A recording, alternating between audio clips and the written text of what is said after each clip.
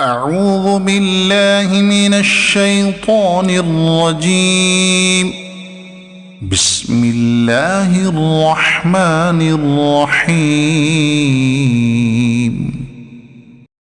ولا تأكلوا مما لم يذكر اسم الله عليه وإنه لفسق وإن الشياطين ليوحون إلى أوليائهم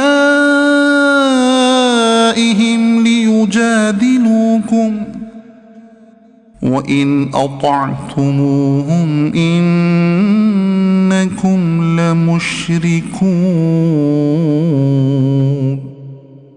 أومن كان ميتا فأحييناه وجعلنا له نورا يمشي به في الناس كمن مثله في الظلمات ليس بخارج منها كذلك زين للكافرين ما كانوا يعملون.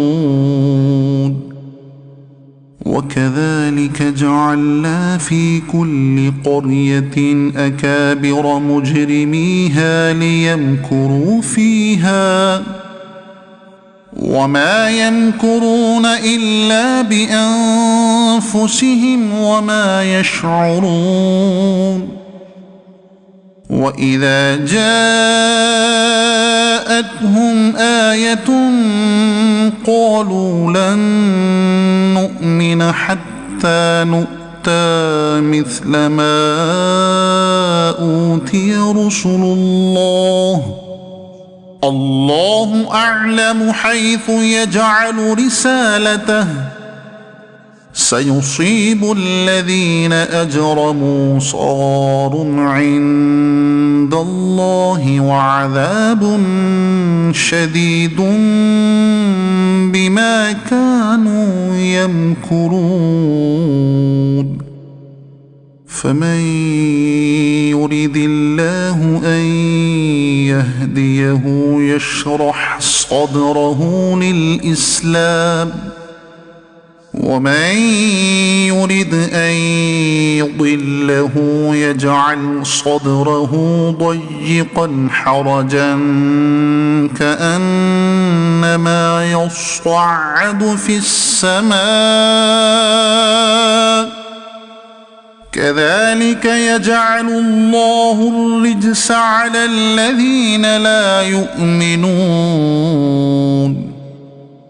وهذا صراط ربك مستقيما قد فصلنا الآيات لقوم يذكرون. لهم دار السلام عند ربهم وهو وليهم بما كانوا يعملون. ويوم يحشرهم جميعا يا معشر الجن قد استكثرتم من الإنس وقال أولياؤهم من الإنس ربنا استمتع بعضنا ببعض وبلغنا أجلنا الذي أجلت لنا قال النار مثواكم خالدين فيها إلا ما شاء الله إن ربك حكيم عليم. وكذلك نولي بعض الظالمين بعضا بما كانوا يكسبون.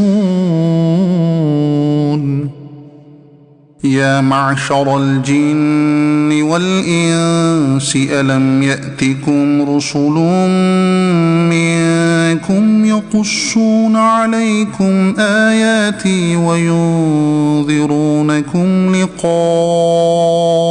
يومكم هذا قالوا شهدنا على أنفسنا وغرتهم الحياة الدنيا وشهدوا على أنفسهم أنهم كانوا كافرين.